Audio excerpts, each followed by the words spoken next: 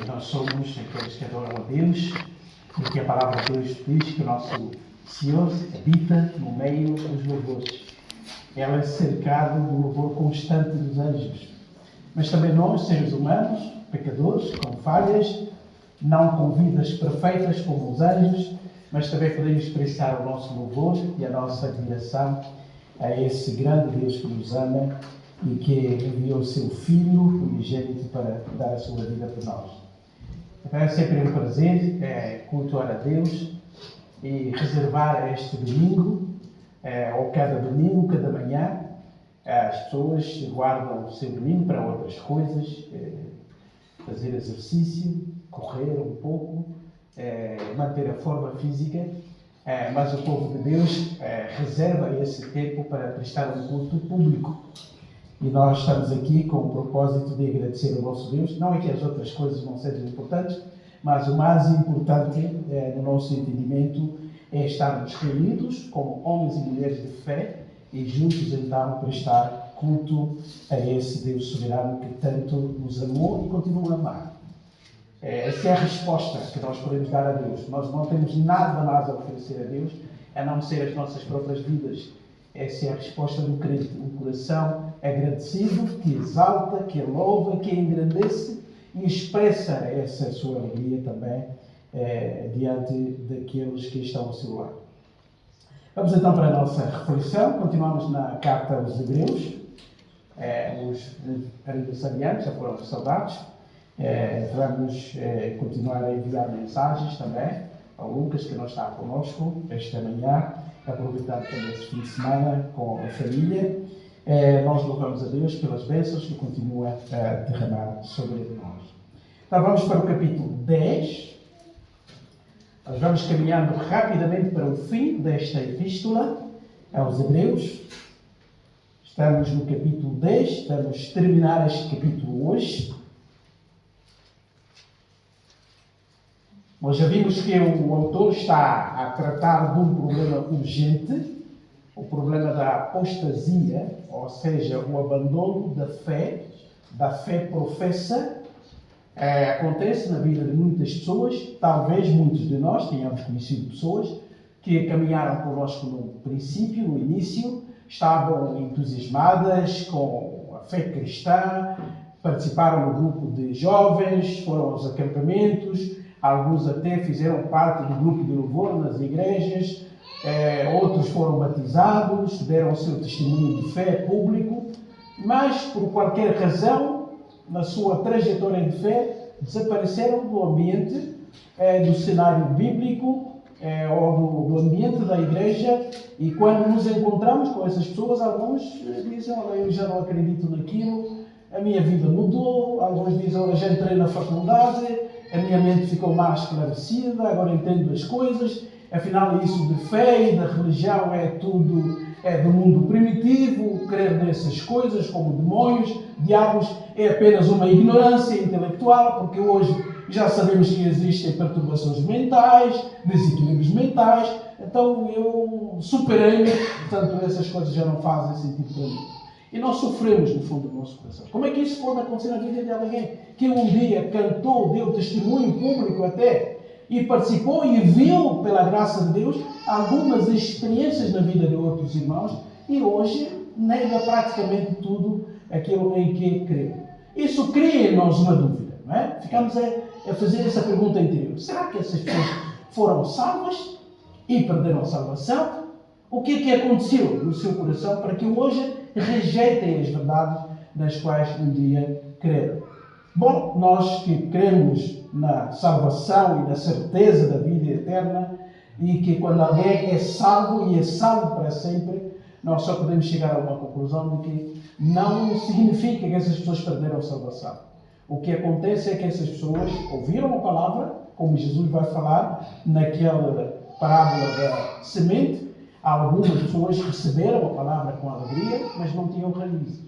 Ou seja, alguma coisa aconteceu que os ambientou naquele contexto, mas de facto a regeneração concreta não se realizou. Portanto, chegando dificuldades, chegando problemas ou qualquer outra situação na vida, é possível que essas pessoas um dia venham a rejeitar aquilo que um dia eles professaram. E aqui o autor está a tratar com seus compatriotas. Essa é a única carta, como já disse, que temos no Novo Testamento, que tenha como título uma etnia. Não acontece. Normalmente as cartas são dirigidas às pessoas das cidades, aos romanos, ou à igreja em Roma, ou à igreja em Corinto, ou à igreja em Éfeso, etc, etc. Essa é a carta que recebe esse título. Também o título não estava no original, mas o título foi dado porque todo o contexto, toda a linguagem dessa carta é substancialmente judaica. Portanto, não há dúvidas de que quem escreveu essa carta conhecia bem a realidade judaica e estava a dirigir-se especificamente às pessoas que tinham saído do judaísmo, ou pelo menos tinham proclamado a sua fé no Messias que tinha vindo, só que, por alguma razão, alguns estavam a abandonar essa verdade na qual tinham crido. Então, o problema principal que o autor trata é da apostasia. E a apostasia, por definição, significa a rejeição das verdades, ou da fé, que um dia foi professada. Não significa perder a salvação. Significa apenas rejeitar algumas verdades que um dia alguém aceitou e, por qualquer razão, abandonou. É sempre bom lermos esta carta, no meu entender, com base naquilo que tanto o Senhor ensinou no Sermão do Monte, sobretudo, sobretudo na parábola das sementes, que alguma cai ali, as pessoas recebem com alegria, mas depois de algum tempo deixam tudo, ou alguém ouve a palavra, parece que está a fazer sentido, mas Satanás chega, arrebata tudo. Portanto, temos que ler essa experiência também com base naquilo. É possível que tenhamos estado em algum momento da nossa vida junto de verdadeiros crentes e não sermos verdadeiros crentes. Essa é uma realidade na qual temos que prestar atenção. É possível até que tenhamos passado por água de batismos, sem experiência de conversão real. Apenas fomos porque os amigos foram, apenas levantamos o braço porque o banco todo levantou o braço, e eu também, para não ficar envergonhado, levantei o braço. Talvez outros tenham professado alguma fé, alguma simpatia no cristianismo. E eu também o fiz, num determinado dia, mas isso não significa necessariamente que essas experiências resultam da verdadeira regeneração.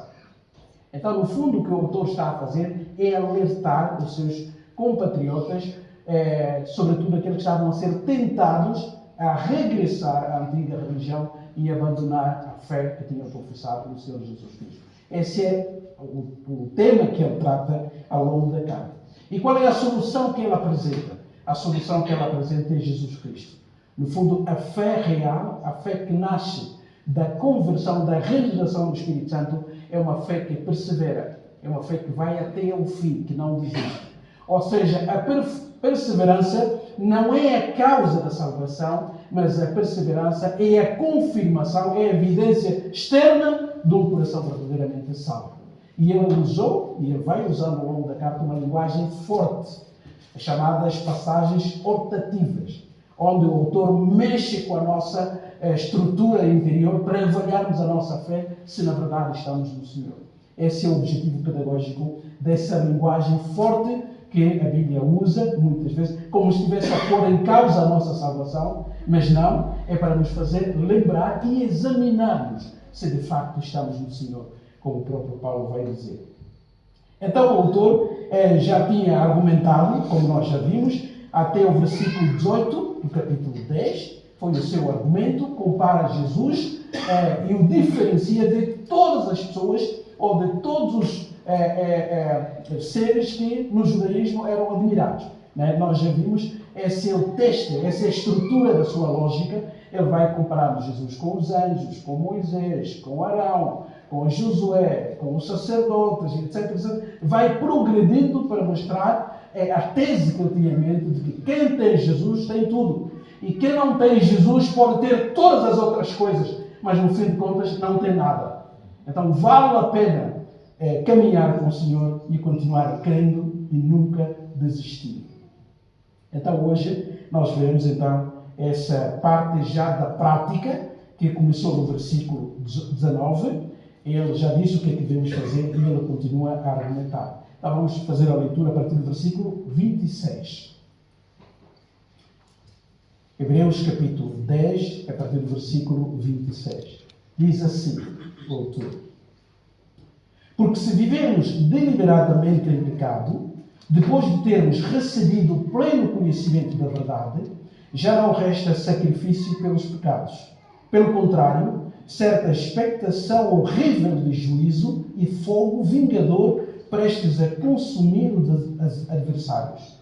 Sem misericórdia, morre pelo depoimento de 2 ou 3 testemunhas, quem tiver rejeitado a lei de Moisés. De quanto mais severo castigo julgais vós, será considerado digno aquele que carcou aos pés o Filho de Deus e profanou o sangue da aliança com o qual foi santificado, e ultrajou o Espírito da graça. Ora, nós conhecemos aquele que disse: a mim pertence a vingança, eu retribuirei.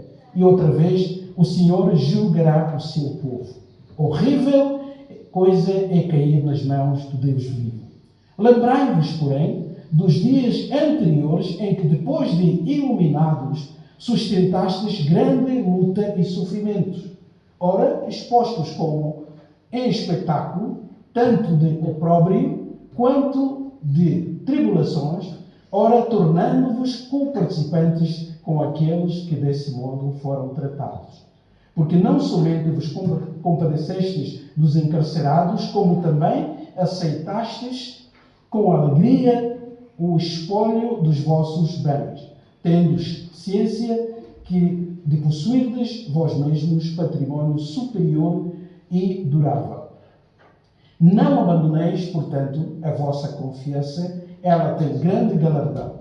Com efeito, tendes necessidade de perseverança, para que, havendo feito a vontade de Deus, alcanceis a promessa. Porque ainda dentro de pouco tempo, aquele que vem virá e não tardará. Todavia, o meu justo viverá pela fé. E se retroceder, nele não se compraz a minha alma. Nós, porém, não somos dos que retrocedem para a perdição. Somos, entretanto, da fé para a conservação da alma. Até aqui. Pai, nós te louvamos pelo teu grande amor por nós. Obrigado pela graça que temos em Cristo Jesus. Obrigado pelo sangue que Ele derramou naquela cruz. Sangue que sela a nossa aliança eterna. Ó Pai, nós te louvamos pela certeza da salvação que o Espírito vai colocando na nossa mente, para estarmos convencidos de que, confiando em Ti, confessando a fé no Senhor Jesus Cristo, nós fomos constituídos uma família divina, família celestial. E Pai, essa vida nova que nós temos em Cristo nunca terá fim. Ajuda-nos, ó Pai Santo, para que nos momentos de dúvida, nos momentos de hesitação, possamos descansar nas Tuas promessas e na Tua fidelidade. Fala aos nossos corações esta manhã. Peço também que Tu me auxilies, ó Pai, de modo a expor a Tua palavra com clareza. Ajuda-me a ser claro, mas também a ser fiel à Tua palavra. Fala aos nossos corações, toca as nossas mentes, ó Pai Santo, e dá-nos a convicção plena da salvação que temos em Cristo. Porque Tu que começas a boa obra em nós, has de levá-la até ao fim. Tu não és um Deus que desista no meio, mas um Deus que começa uma obra e que a leva até ao fim. Dá-nos então a certeza de fé. Essa é a nossa oração de gratidão e de louvor. Em nome do Senhor Jesus. Amém. Quem estuda a Bíblia com algum cuidado vai ter que chegar à conclusão de que o crente verdadeiramente salvo não perde a salvação. Porque a questão não está só na decisão que alguém tomou.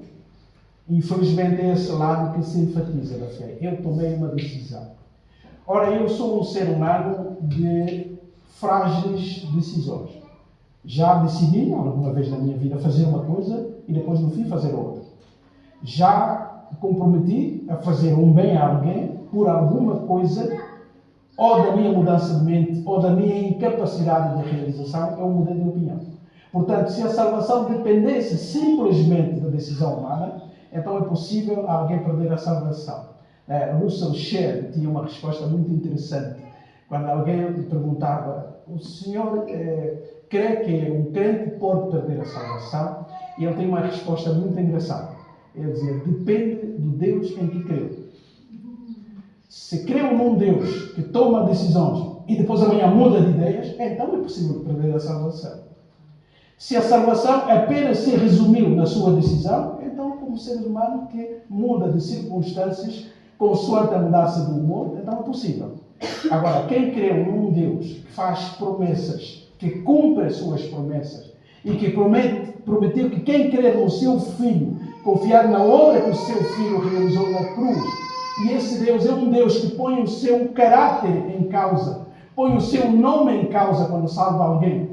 Porque ele não só promete que essa pessoa tenha vida eterna, mas ele declara esse crente como justificado diante de si, e ele envia o Espírito Santo para ser a promessa, a garantia do trabalho completo, e o sangue de Jesus Cristo é mais forte do que qualquer pecado. Então quem crê num Deus assim não pode admitir que Deus ponha o seu caráter em causa, salvando alguém hoje, rejeitando-o amanhã. A salvação é permanente. Mas isso não pode levar as pessoas a pecar à vontade, já que sou salvo, e quem salvo é salvo para sempre. Portanto, posso viver de qualquer forma, a minha salvação é válida porque Deus prometeu e Ele vai cumprir. Não! Também essa não é verdade bíblica. Porque o salvo foi salvo para as boas obras. Quem foi separado, regenerado, justificado e um dia será glorificado, ele tem que viver uma vida de santificação. Portanto, quando faz alguma coisa que contraria a vontade de Deus, ele sente a tristeza no espírito, como o apóstolo Paulo diz. E ele se agoniza, e ele fica de joelho. Mas ele confia no perdão, porque Cristo pagou naquela cruz. Então a vida cristã não é uma vida de uma linha reta constante, é de altos e baixos, e infelizmente na nossa experiência aqui. Mas isso não significa perda de salvação. Significa momentos tristes, que o crente deve reconhecer e com humildade olhar para a cruz de Cristo, olhar para aquele que conquistou a sua salvação.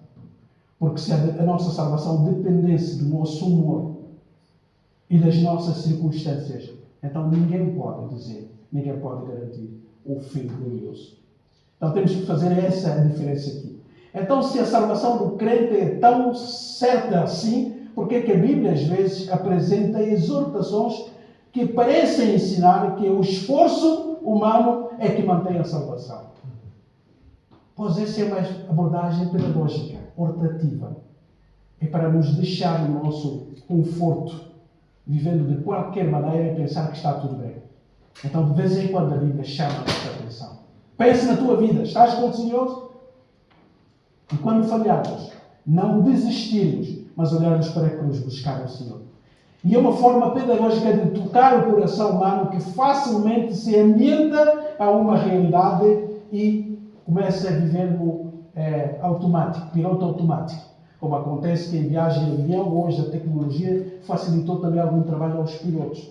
Eles vão, quando atingem a velocidade de cruzeiro lá em cima, podem cochichar um pouco, etc. O avião tem instrumentos de conduzir com segurança. Se houver qualquer obstáculo, há toques, há sinais, há alertas para os pilotos saberem que agora é a nossa vez de manipular os instrumentos aqui. Mas o crente não pode viver no piloto automático.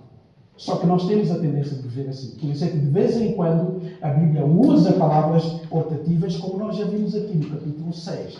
Nós já vimos a palavra hortativa no capítulo 6, irmãos se lembram? Aquele texto difícil que parece provar que o crente pode perder a salvação, mas não prova, porque o autor termina dizendo: eu falei desta forma, usei essa linguagem, mas nós somos aqueles que permanecem na fé. E ele vai usar mais uma vez um aspecto hortativo aqui, mas os irmãos verão que também não está a falar de qualquer pecado, está a falar de um pecado específico que ele tinha em mente quando exortou os irmãos aqui. Agora, é muito interessante ver o que ele diz aqui. Vejam comigo, versículo 26. É ali que vamos começar. Ele diz o seguinte: porque se vivermos deliberadamente em pecado, depois de termos recebido o pleno conhecimento da verdade, já não resta sacrifício pelos pecados, Pelo contrário, certa expectação horrível de juízo e fogo vingador prestes a consumir os adversários. E quando nós lemos versículos como este, pensamos, espera aí, é só dizer que se nós pecarmos voluntariamente. E eu já ouvi até crentes, irmãos que dizem, pois que o crente verdadeiro não peca voluntariamente, só peca por ignorância. Peca não sabe que está a pecar. Isso não é verdade. E nós sabemos por experiência que não é verdade. Às vezes eu peco e sei que estou a pecar. Estou furioso e solto uma palavra. Eu sabia que essa palavra não podia sair da boca de um crente. Mas por raiva, por ira, por irritação, por carnalidade, eu solto. A pergunta é, aquele pecado foi por ignorância ou eu sabia que estava a pecar? É claro que sabia. Eu vou falsificar essa declaração. Não está certa, eu vou falsificá-la. Mas eu sou crente e não posso fazer isso. Escrevo, assino, levei todo o tempo e eu sei que estou a fazer uma falsificação. A pergunta é, eu fiz aquilo por ignorância ou fiz de propósito? É claro que eu fiz de propósito. Fui ao computador, comecei a escrever, a pensar naquilo que estava a colocar. Só que esse versículo está a dizer se vivemos deliberadamente, ou seja, voluntariamente, no pecado, já não resta perdão. Então, se o autor está a falar de qualquer pecado, mentira, engano, qualquer outra coisa, então não existe esperança para o crente. Porque nós temos a consciência, e às vezes a nossa consciência nos acusa que estamos prestes a cometer um pecado, e a cometemos, e essa consciência ainda nos acusa, olha, tu falhaste. Se esse versículo está a dizer que quando nós pecamos com consciência não existe mais nenhum perdão, então, irmãos, não podemos ter a certeza da nossa salvação final. Agora, a pergunta que surge logo, de que pecado está ele a falar? De qualquer pecado? Ou tem em mente aqui um pecado específico? Nós já temos visto aqui que quando ele fala de pecado, sobretudo, ao longo desta carta, ele está a pensar num pecado específico. E o texto prova isso. Ele não está a pensar em qualquer pecado voluntário. Ele está sempre a pensar naquela determinação consciente de abandonar as verdades nas quais nós já cremos. Não está a falar nem de mentira, nem de adultério, nem de qualquer outro pecado. Ele está a pensar no pecado da apostasia. Ele tem isso em mente ao longo de toda a carta. Ou seja, abandonar a Cristo ou rejeitar as verdades nas quais nós cremos é a pior coisa que alguém pode fazer. E ele está a pensar nesse pecado concreto. Porquê? A carta justifica, o texto justifica, e nós veremos que é nisso que ele está a pensar. Ele está a dizer que, se voluntariamente, depois de termos experimentado tudo aquilo que ele já disse nos outros capítulos, ver a graça de Deus a funcionar, sentir até a alegria de estar com o povo de Deus, se um dia nós já vimos que a palavra de Deus é maravilhosa, ficamos encantados com a palavra de Deus, se um dia, ouvindo a pregação ou as pregações, até mudamos de comportamento, se tivermos todas aquelas experiências positivas e um dia rejeitarmos, então a questão é, ora, quem salva é Jesus Cristo. Quem deu a vida por nós é Jesus Cristo. Foi o seu sangue que nos redimiu do pecado. E é com base na obra que ele realizou na cruz e a sua justiça é que nós somos declarados justos.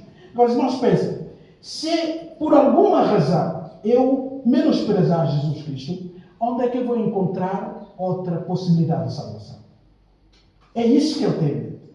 O pecar voluntariamente aqui tem a ver com esse abandono consciente da fé.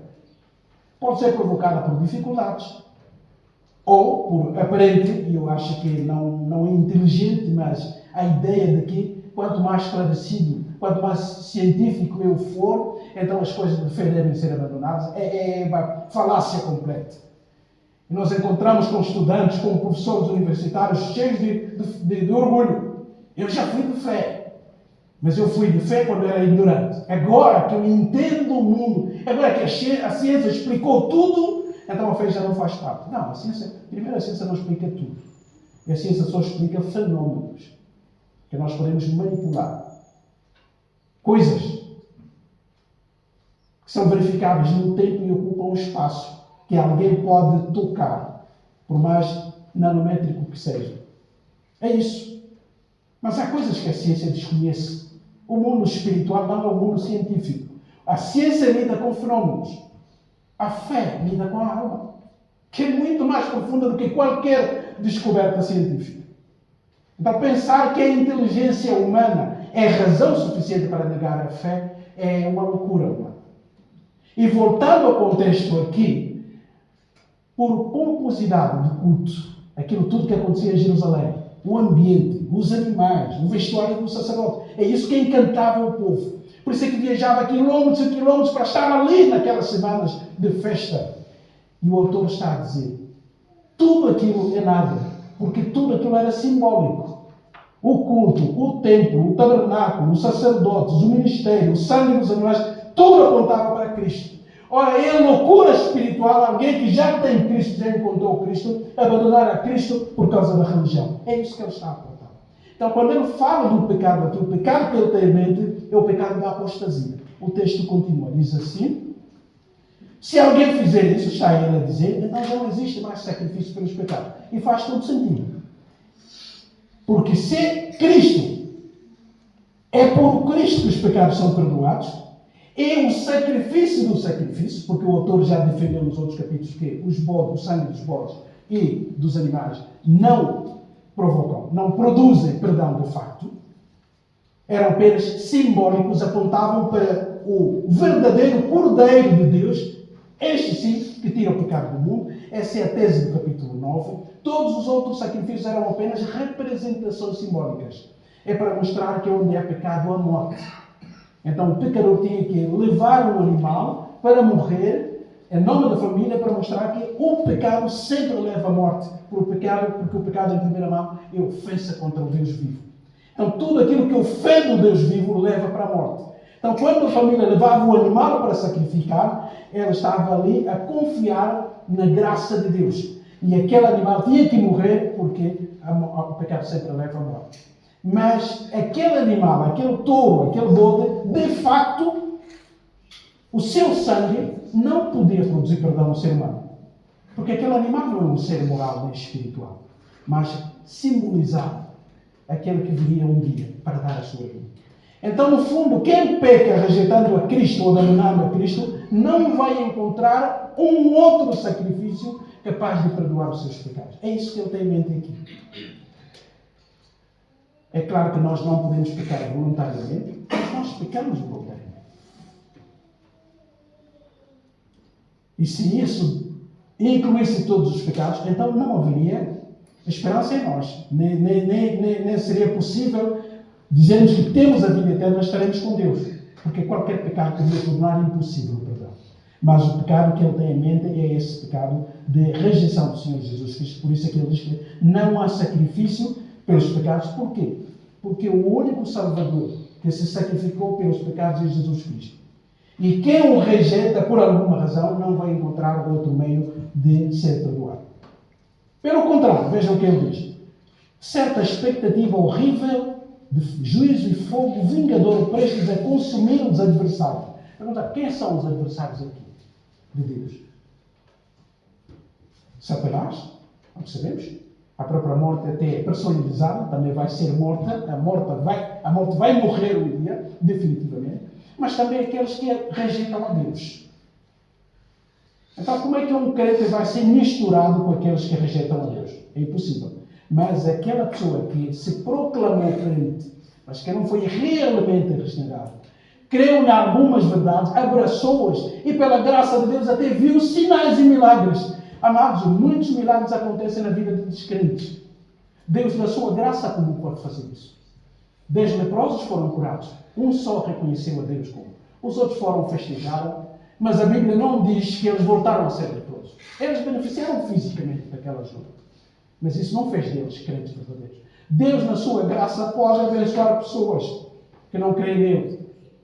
É isso que a gente considera na teologia como uma graça comum. Quantos descrentes nos pedem orações a favor dos seus problemas? E Deus, na sua misericórdia e graça, resolve esses problemas. Mas, infelizmente, eles não veem o Deus das bênçãos. Eles apenas veem as bênçãos que Deus dá. Essa é a grande diferença. Então, o autor está a dizer aqui que quem faz isso já não existe, mas perdão ou sacrifício pelos pecados. Antes, aquele medo que apavora e que um dia irá confrontar todos aqueles que se consideram adversários de Deus. Aqueles que não querem nada com Deus. O autor diz isso. Agora ele usa um exemplo do Antigo Testamento. Diz assim, vejam lá comigo, versículo 28. Sem misericórdia morre pelo depoimento de 2 ou 3 testemunhas quem tiver rejeitado a lei de Moisés.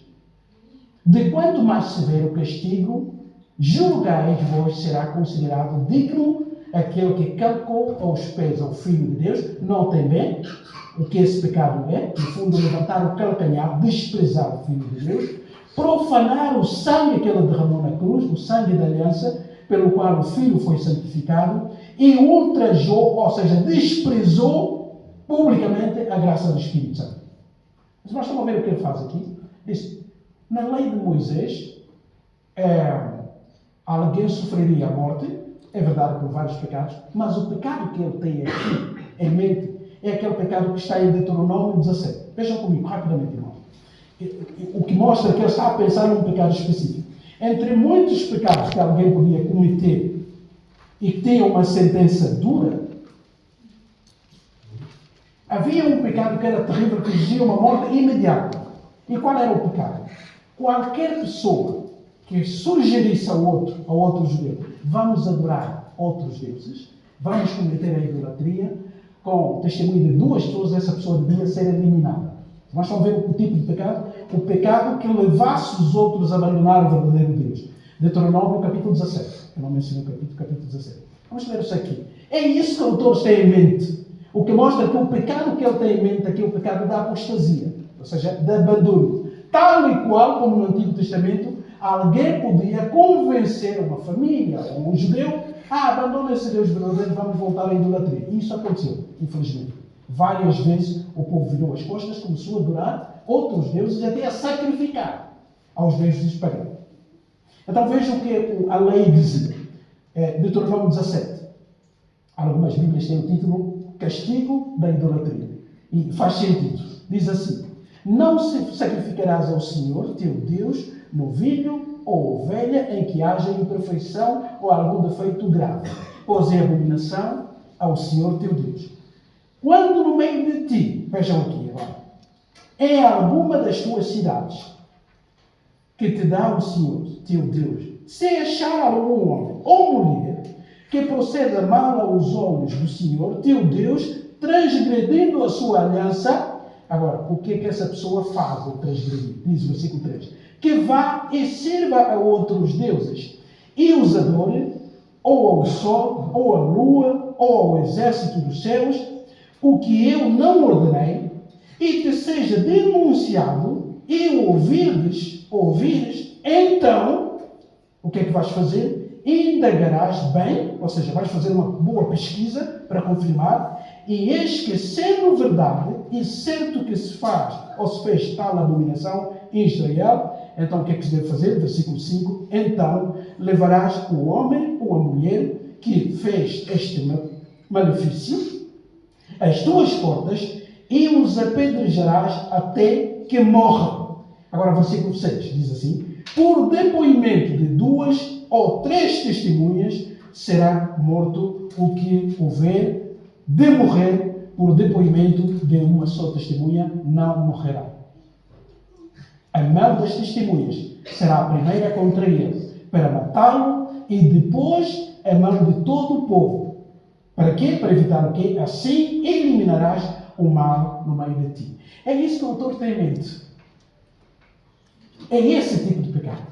Por isso é que ele diz, olha, na lei de Moisés, quem optava pela idolatria, ou seja, abandonava o Deus verdadeiro, ou convencia os outros judeus também a abandonar, ele não tinha perdão. Bastava uma confirmação de 2 ou 3 testemunhos. Nós ouvimos a levar as pessoas, ou nós vimos ela a ir a frequentar um culto pagão e a levar outras pessoas. Bastava essa confirmação para matar a pessoa, seja homem ou mulher, porque assim evitaria a contaminação dentro do povo. É isso que o autor tem em mente aqui. Por isso é que ele está a dizer, se lá, naquele tempo, com a lei, essas eram as consequências, agora o que é que vocês esperam de alguém que um dia até cantou louvores num culto,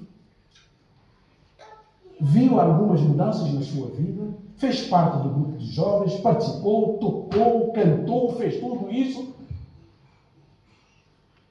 E até deu testemunho público da sua fé, e um dia vira as costas a tudo isso. Até despreza com alguma zombaria todas essas coisas que o autor menciona aqui, 3 coisas principais, não é? Calcar os pés ao Filho de Deus. Para os asiáticos, para os semitas daquela zona, uma das ofensas é levantar o pé, mostrar a sola, tanto do pé ou do sapato, ou atirar o sapato a alguém. É das piores ofensas. Eu até hoje tenho ainda na minha memória algo que aconteceu há alguns anos atrás, né, com a guerra lá no Iraque, se a memória não me falha, em que estava George Bush, presidente dos Estados Unidos, lá a fazer uma conferência, e estava um jornalista indignado. E ele tirou o sapato e tentou uma agressão física ao presidente dos Estados Unidos. É claro que ele percebeu, evitou, etc. Para nós, os ocidentais, ou com a nossa mentalidade ocidental, acabou, passou uma agressão. No máximo dos máximos, tentou uma agressão física. Acabou. Mas não. O que ele fez foi de propósito. Ele podia ter tirado o microfone, o aparelho, e atirar uma pedra, mas ao tirar o sapato, na cultura deles, ele estava a desprezar, a colocar o presidente, que ele queria agredir ali, num patamar o mais baixo possível. Era a mesma coisa quando alguém estava muito aborrecido com outra pessoa, levantava o seu calcanhar e mostrava a sola.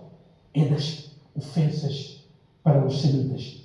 Então, o que o autor está a dizer, quem faz isso? Imagina que no tempo de Moisés, convidar o outro a abandonar a Deus exigia a morte. E ele está a dizer, o que é que vocês pensam de alguém que um dia falou bem de Cristo, cantou louvores a Cristo, e hoje diz que Cristo não é nada?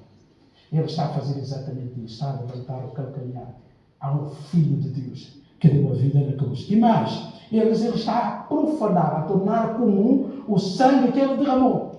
Porque o sangue que mantém a aliança, é o sangue que sela o nosso perdão. E quem rejeita está a dizer, esse sangue não me presta, Filho de Deus, não me presta, Jesus não é nada para mim. E ele está a dizer, o que é que espera? Imagine as consequências dessa pessoa. Se no Antigo Testamento o abandono exigia morte, o que é que vocês acham que essa pessoa estará à espera? Ou o que é que vai acontecer com essa pessoa? E mais, ele por cima acaba por fazer uma coisa, ele desprezou, ultrajou, desprezou publicamente o Espírito da Graça. O Espírito Santo é aquela pessoa da Trindade que tem a função de convencer o coração, para que a obra que Cristo realizou na cruz se aplicasse àquela pessoa. E quem despreza isso está a desprezar a Deus. E ele está a dizer, o que é que vocês esperam disso? Ou de uma pessoa que age assim?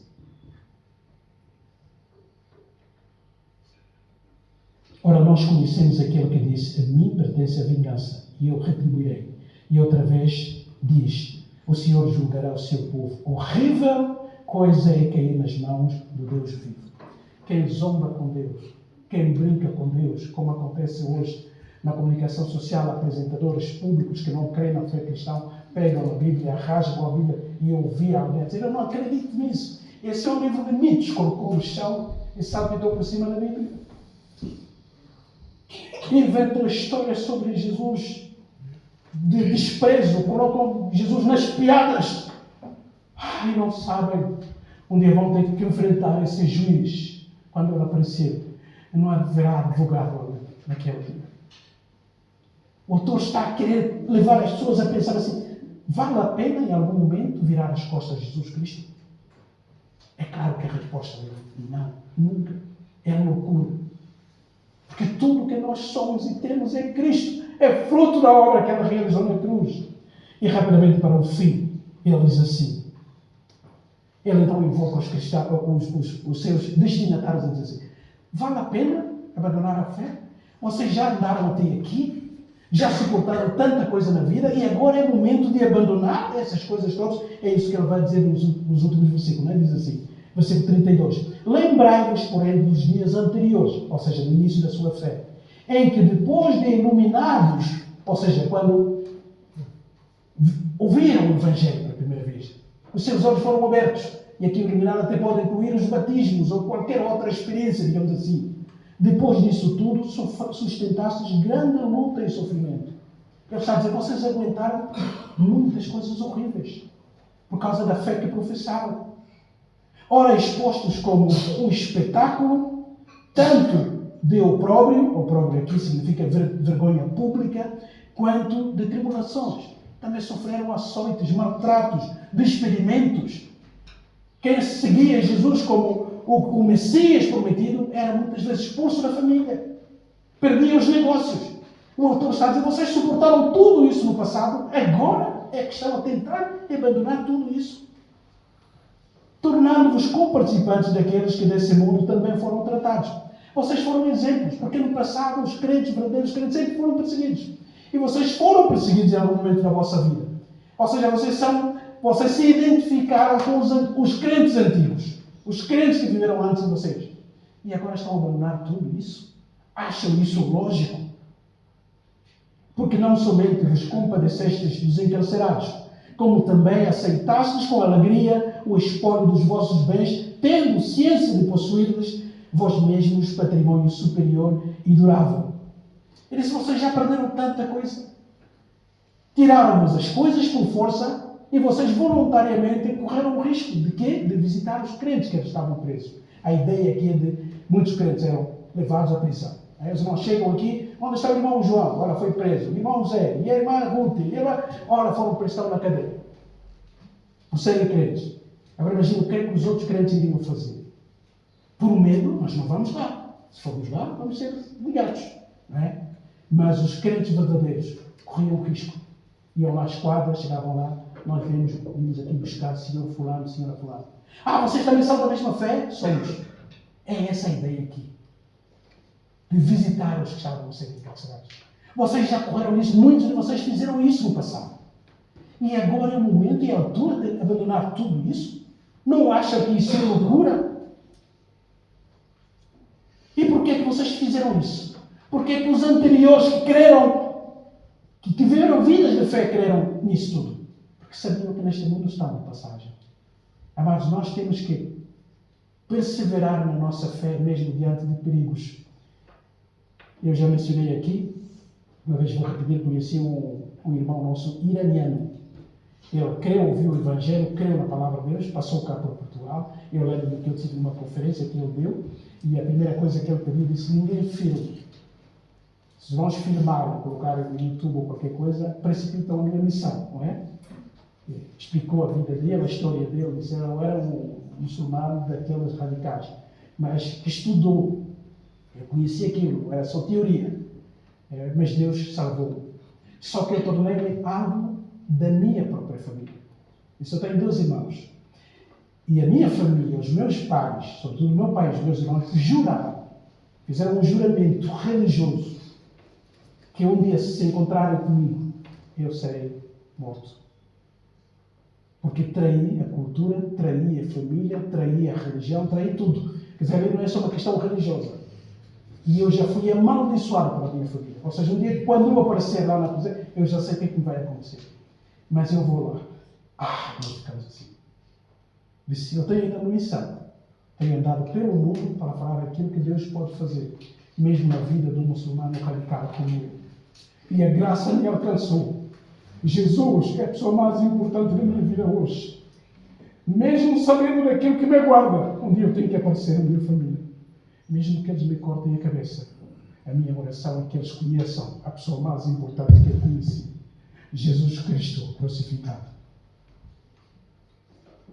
Para muitos, declarar-se crente e correr o risco de vida. E o autor está a dizer, vocês arriscaram a vossa vida quando visitaram os presos. E sabem porque que os antigos na fé perseveraram até o fim? Porque sabiam que a vida aqui é passageira. Hoje vivemos, mas amanhã não vivemos mais. Sinal de alguém nos regular de tiro, de bomba, ou de qualquer outra coisa, de prisão, sei lá o que for. Ou de doença até. A nossa vida aqui é passageira. E eles sabiam que aguarda a todos os crentes uma cidade que nunca será destruída. Então é esse pensamento num futuro glorioso que fez com que eles corressem o risco. E no fundo o autor está a dizer o seguinte, para que agora abandonar? Esse Senhor que nos deu a vida, que morreu por nós sem termos pago nada. Será que virar as costas a Jesus Cristo não é loucura? Nós aqui, que estamos aqui, talvez a vida não apresente sempre as coisas boas. E sejamos tentados a fracassar na fé, a colocar a nossa relação com Cristo em segundo plano. O autor não falou só aos hebreus, está a falar a cada um de nós aqui também. Vale a pena trocar Jesus por alguma coisa? Por outra coisa, por mais importante que seja? Então ele exorta, finalmente, não abandoneis, portanto, a vossa confiança, pois ela tem grande galardão. Com efeito, tendes necessidade de perseverança, para que, havendo feito a vontade de Deus, alcanceis a promessa. Nós vamos ver o objetivo dele, que eles perseverassem e não caíssem na apostasia, qualquer que fosse a situação. Porque ainda dentro de pouco tempo, aquele que vem virá e não tardará. Todavia, o meu justo viverá pela fé. E se retroceder, nele não se compraz a minha alma. Ele diz assim: o crente verdadeiro, salvo, regenerado, justificado, ele agarra-se à fé, como João diz, a arma para vencer o mundo. Aconteça o que acontecer, eu não troco Jesus por nada. Nem pela religião, nem pela filosofia, nem pela riqueza, nem pelo prazer, nem por qualquer outra coisa deste mundo. Porque Cristo é tudo para mim. Então o autor termina para nos tranquilizar. Será que ele estava a falar da possibilidade de perder a salvação? Nós já vimos, quando estudamos o capítulo 6, de que não. Todas aquelas experiências que ele menciona, ele nunca diz regeneração, nunca diz justificação, nunca diz glorificação. São as palavras importantes, as doutrinas importantes do Novo Testamento sobre um verdadeiro crente. Mas está a falar do perigo de alguém que um dia professou a fé e por qualquer razão está a desistir. Como é que nós sabemos que ele tem confiança de que o verdadeiro crente não perde? É o versículo 39. Vejam, ele diz assim: isso acontece quando alguém abandona. Então ele se inclui na lista dos verdadeiros crentes. Diz: nós, porém, contrariamente àqueles que desistem, que fracassam, que abandonam a fé, que deixam a Cristo, que desmentem aquilo no qual já creram, ele diz: nós, porém, não somos dos que retrocedem para a perdição. Abandonar a Cristo e voltar para qualquer coisa é regredir fatalmente. Mas, diz ele, entretanto somos da fé para a conservação da alma. Aleluia! Aleluia! Ele sabia que o verdadeiro crente não perde, mas precisa de ouvir essas exortações para não cair na letargia espiritual, na habituação, na estagnação, que pouco a pouco pode levar à apostasia. Mas ele sabia que o verdadeiro crente, tanto os seus destinatários como ele próprio, são aqueles que permanecem. Que Deus fortaleça a nossa fé. Que nada desse mundo nos afaste de Deus. Mesmo o pecado, quando acontecer na nossa vida, possamos olhar para a cruz e saber que aquele que deu a vida, deu uma única vez, mas os efeitos são para toda a vida. E confiamos na graça do nosso Deus. Vale a pena cantar, vale a pena louvar, vale a pena engrandecer o nome de Jesus. Porque o que Ele conquistou está acima do nosso entendimento. Virar as costas a esse Salvador é loucura e das piores que existem. E qual é o segredo? Viver todos os dias pela fé. Porque o justo não vive apenas por aquilo que vê. Só vou crer se eu vir isso. Eu só vou crer se esse milagre acontecer. Não, o crente crê e depois pode ver. Se Deus não fizer, eu continuo crendo na mesma. E prova disso é que no capítulo seguinte vai ser o capítulo de quê? Heróis da fé. Porque é a fé que nos mantém próximos. Então ele vai dar uma lista de exemplos de homens e mulheres que viveram pela fé. Que Deus nos abençoe. Pai, obrigado pela tua palavra. Obrigado pela graça que nós encontramos em Cristo. Pela certeza da salvação que o próprio Espírito coloca na nossa mente. Obrigado, Senhor, pelo perdão dos nossos pecados. Obrigado pelo maior de todos os sacrifícios que já foram feitos, já foram realizados no sacrifício do Teu Filho Jesus Cristo. Fortalece a nossa fé. Fortalece a nossa fé. Ajuda-nos a perseverar, confiando em Ti, descansando na Tua graça e caminhando junto com irmãos e irmãs que nos vão ajudando também a fortalecer a nossa fé em Ti. Obrigado pela Tua palavra, pela revelação da Tua vontade. Esta nossa oração de gratidão e de louvor, e nós o fazemos em nome do Senhor Jesus. Amém.